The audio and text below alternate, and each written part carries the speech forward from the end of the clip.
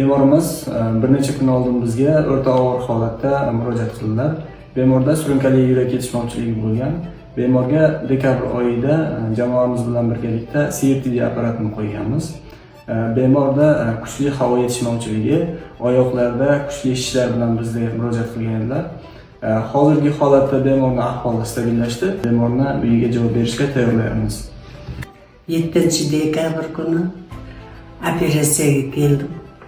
Operatsiya qilishdi. Eson-omon chiqdim. Kuchsizlanib yurdim. Endi bu operatsiya shunaqa bo'ladi ekan dedim. Ben yursam, qarasam oyog'im ishdi, yuragim ham qoldim. Oyog'im ham ishlamay qoldi. Keyin bu bolnisaga keldim. O'g'illarimga. Keldim, ko'rishdi. Buktaga tushib ketgan oyog'im. Keyin ko'rib, davolashdi.